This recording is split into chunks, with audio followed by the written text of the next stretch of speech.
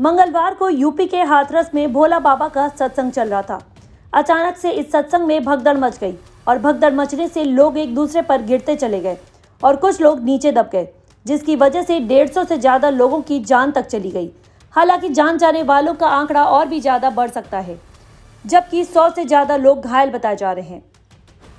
हैरानी की बात तो यह है कि जान जाने वालों में ज्यादा महिलाएं और बच्चे शामिल हैं।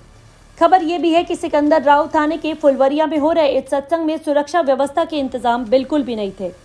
और तो और हादसे में प्रशासन की बड़ी लापरवाही भी निकलकर सामने आई है। सुरक्षा के पुख्ता इंतजाम नहीं थे और क्षमता से ज्यादा लोग इस कार्यक्रम में पहुंचे थे। स्थानीय लोगों की माने तो सत्संग खत्म होने के बाद बाहर निकलने की होड़ मची हुई थी, यानी कि लोगों में जल्दबाजी थी कि कौन पहले बाहर निकलेगा। देखते ही देखते हालात अचानक से बिगड़ गए और लोग एक दूसरे के नीचे दब गए। भगदड़ में कई लोगों की जान भी चली गई और ये आंकड़ा 150 पार हो चुका है। वहीं स्थानीय लोगों की माने तो 200 से ज्यादा लोगों की जान चली गई है। बड़ी बात तो यह है कि हादसे के काफी देर बाद तक घटनास्थल पर कोई भी राहत बचाव कार्य यानी कि रेस्क्यू नहीं शुरू हो सका। वहीं जिन लोगों की जान गई है उनके परिजनों का साफ साफ कहना है कि पुलिस प्रशासन की लापरवाही के चलते ही ये दर्दनाक हादसा हुआ और इतने लोगों की जान चली गई।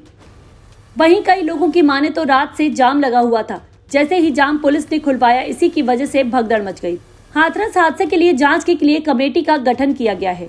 वहीं जानकारी के मुताबिक प्रवचन खत्म होने के बाद भोला बाबा उर्फ सरकार हरि की गाड़ी के पीछे कुछ श्रद्धालु भागे थे। सरकार हरि के वापस जाने के दौरान श्रद्धालु जब भागने लगे, इसी दौरान भगदड़ मच गई। ये भी कई लोग बता रहे हैं।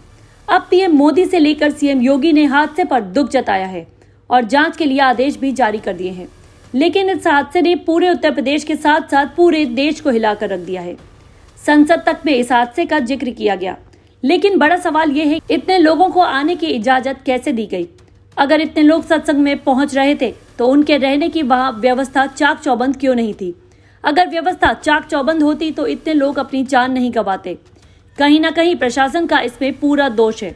जांच होनी चाहिए और जो भी आरोपी है जिनकी लापरवाही से यह हादसा हुआ है, उनके खिलाफ सख्त से सख्त कार्यवाही भी होनी चाहिए।